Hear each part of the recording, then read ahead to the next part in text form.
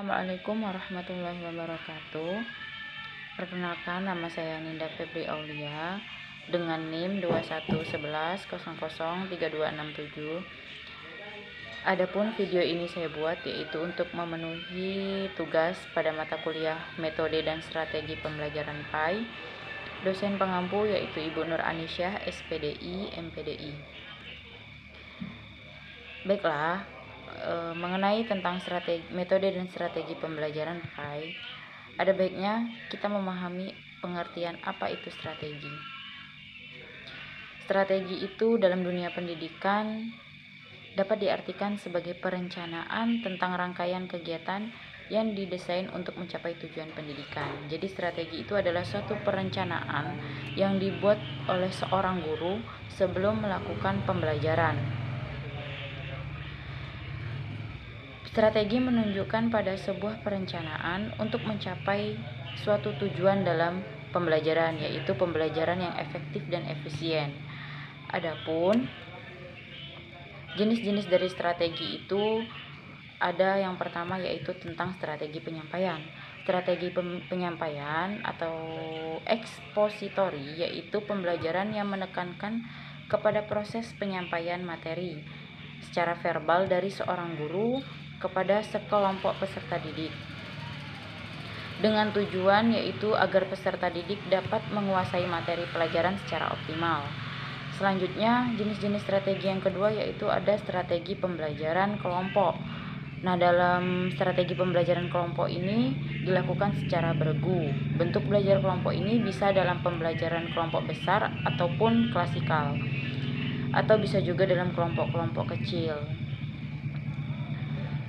Strategi ini tidak memperhatikan kecepatan belajar individual, semua dianggap sama. Oleh karena itu, dalam belajar kelompok dapat terjadi peserta didik yang memiliki kemampuan tinggi akan terhambat oleh peserta didik yang kemampuannya biasa-biasa saja. Dan sebaliknya, peserta didik yang kemampuannya biasa-biasa saja merasa tergusur oleh peserta didik yang kemampuannya tinggi. Selanjutnya, yang ketiga yaitu strategi pembelajaran individual. Dalam strategi pembelajaran individual ini dilakukan peserta didik secara mandiri, yaitu dengan kecepatan, kelambatan, dan keberhasilan siswa sangat ditentukan oleh kemampuan individu peserta didik yang bersangkutan. Bahan pelajaran serta bagaimana mempelajarinya didesain untuk belajar sendiri. Adapun strategi pembelajaran individual ini dikelompokkan menjadi dua lagi. Yang pertama yaitu pembelajaran yang berpusat kepada pendidik. Nah, yang berpusat kepada pendidik ini yaitu strategi tradisional, yaitu pengajar berlaku sebagai sumber informasi.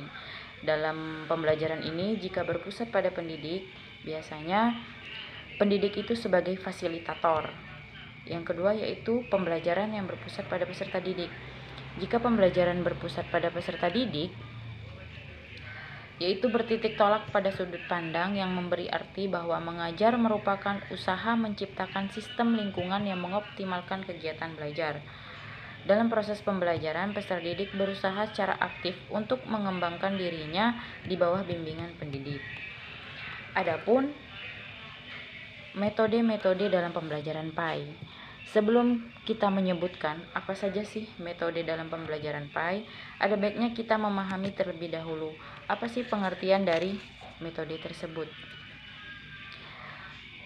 Metode itu adalah suatu cara yang dipergunakan untuk mencapai tujuan yang telah ditetapkan dalam kegiatan belajar mengajar. Nah, strategi itu tadi adalah suatu perencanaan, metode ini adalah suatu cara menjalankan perencanaan yang telah dibuat oleh guru untuk mendapatkan proses belajar mengajar yang efisien dan efektif. Adapun macam-macam metode dalam pembelajaran pendidikan agama Islam. Yang pertama itu adalah metode ceramah bervariasi.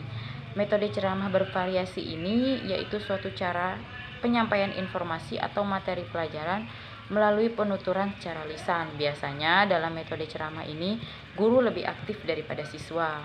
Seperti contoh berceramah, guru menjelaskan dan siswa yang mendengarkannya. Adapun yang kedua, metode tanya jawab. Dalam metode tanya jawab ini suatu cara dalam menyajikan bahan pelajaran dalam bentuk pertanyaan dan guru harus dijawab oleh peserta didik. Dalam metode tanya jawab ini dimulai dengan mempersiapkan pertanyaan yang diangkat dari bahan pelajaran yang akan diajarkan.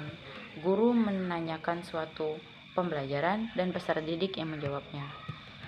Selanjutnya, metode diskusi. Dalam metode diskusi ini yaitu adalah suatu penyampaian pelajaran di mana guru bersama-sama peserta didik mencari jalan pemecahan atau persoalan yang dihadapi. Intinya, para peserta didik itu dihadapkan pada suatu masalah dan didiskusikan dalam pemecahannya. Selanjutnya ada metode simulasi atau bermain. Adapun metode simulasi atau bermain itu artinya yaitu pura-pura. Yang dimaksud pura-pura itu seperti contoh, seorang peserta didik, dia menjadi seorang guru dan peserta didiknya itu adalah temannya sendiri. Nah, selanjutnya ada metode pemberian tugas dan resitasi. Metode pemberian tugas ini suatu cara penyajian pelajaran dengan cara guru memberikan tugas tertentu kepada peserta didik dalam waktu yang telah ditentukan. Selanjutnya ada metode demonstrasi dan eksperimen.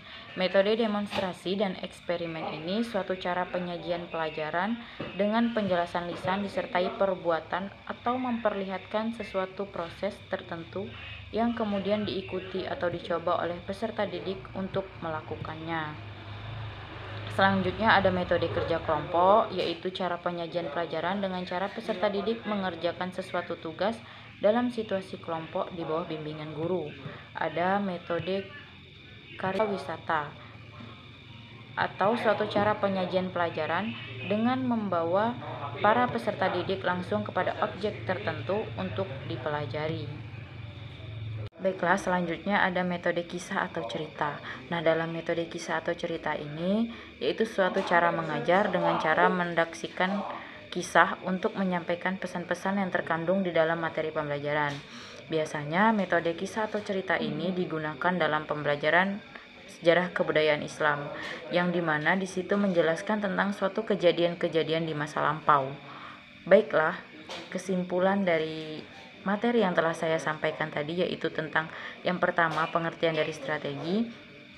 Strategi itu adalah suatu perencanaan yang dibuat oleh seorang guru untuk melakukan proses belajar mengajar yang efektif dan efisien. Adapun metode itu adalah suatu cara yang dibuat oleh guru setelah melakukan perencanaan tadi.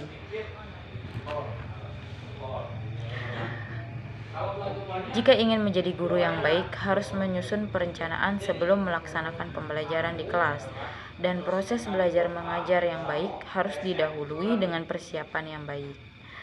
Tanpa persiapan yang baik, akan sulit rasanya menghasilkan pembelajaran yang baik pula. Baiklah, sekian yang dapat saya sampaikan. Saya ucapkan terima kasih. Saya akhiri. Wallahul muwaffiq ila aqwamit thoriq. Assalamualaikum warahmatullahi wabarakatuh.